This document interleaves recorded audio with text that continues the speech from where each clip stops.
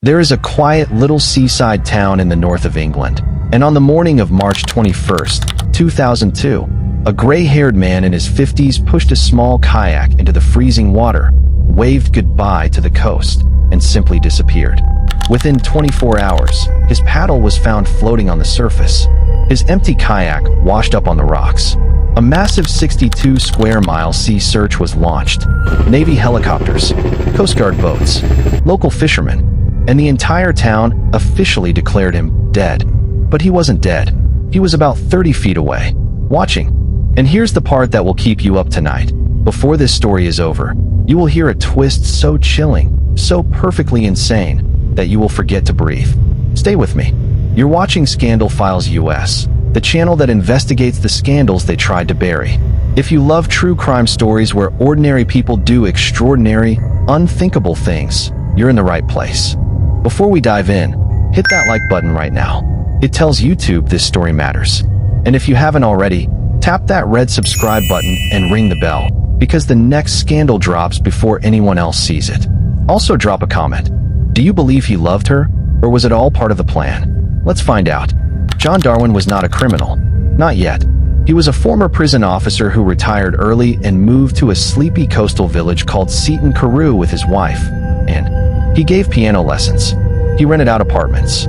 He had 2 grown-up sons. Polite neighbor. Smiled at the postman. The kind of man you'd trust to walk your dog. But behind that smile, there was a problem. A big one. By the early 2000s, John and were drowning in debt. The pensions were running out. The properties weren't paying.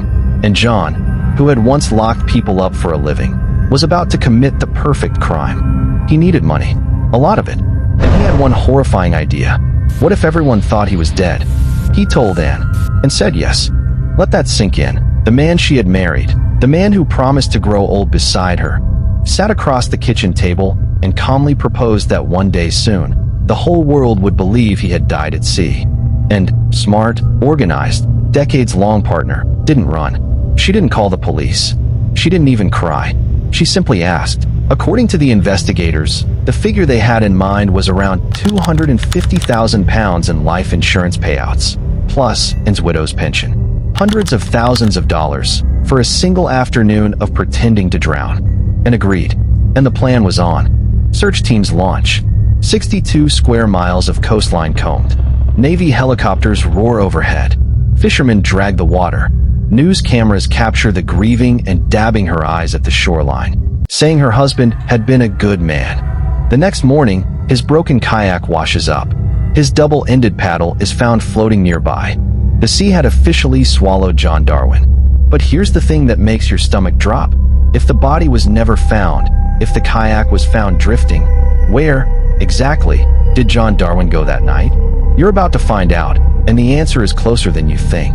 This is the part of the story that makes John Darwin different from every other fraudster on Earth. He didn't flee to Mexico. He didn't change his face in Bangkok. He didn't hop on a plane to nowhere. He literally walked out of the water, climbed back up the beach, went home, and moved into the bedsit right next door to his own family house.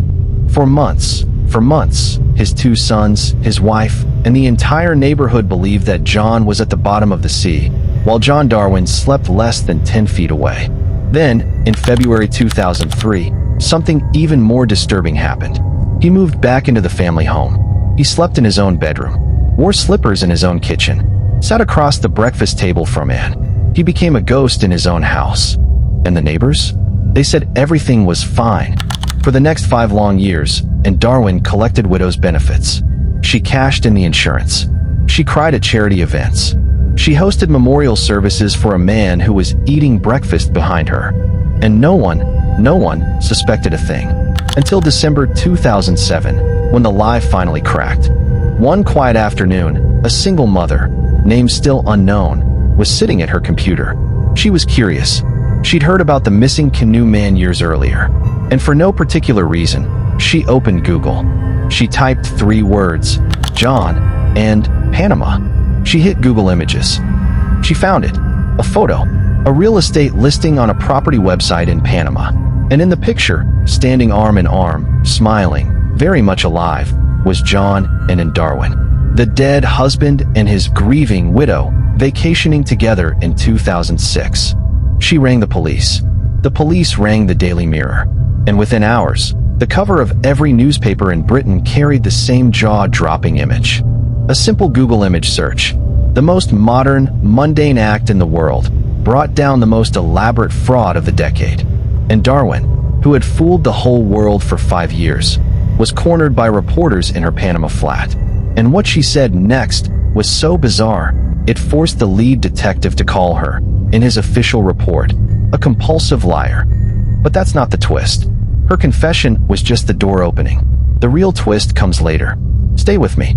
Days later, John Darwin did something nobody expected. He walked, calmly, into a London police station. Alive, smiling, with a fake passport in his pocket. A passport he had apparently used to cross borders while everyone thought he was dead. He had, in fact, died. Then he had come back. As far as the law was concerned, he was a fraud, a forger, and walking proof that his own wife had been lying for 5 years.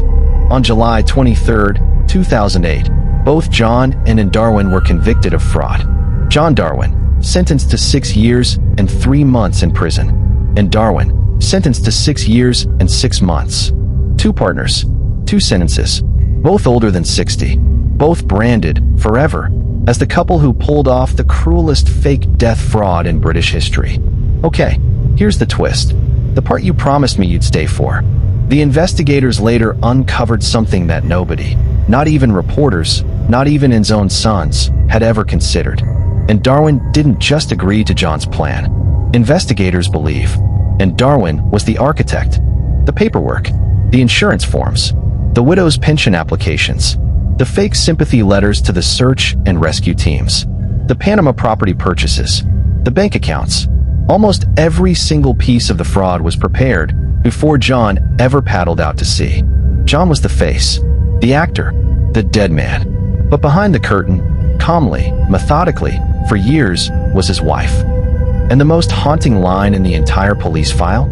When detectives finally confronted and asked her why she had stood at the shoreline crying in front of cameras, why she had collected widows' money, why she had done this to her own sons, and, with a straight face, said the words that would echo across the internet forever. I'm not a fish. I don't have to explain myself. That's the twist. John was in the kayak, and was steering the entire boat. And there you have it, the story of John and Darwin, the couple who faked a man's death, hid him next door, stole £250,000, fooled an entire nation, and were caught because a stranger typed 3 words into Google. If this story kept you up tonight, do 2 things before you close this video. Backhand index pointing right, hit that like button hard.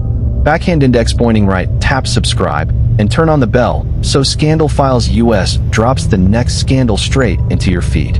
Because trust me, the next one is even darker. Cut to black. Scandal Files US.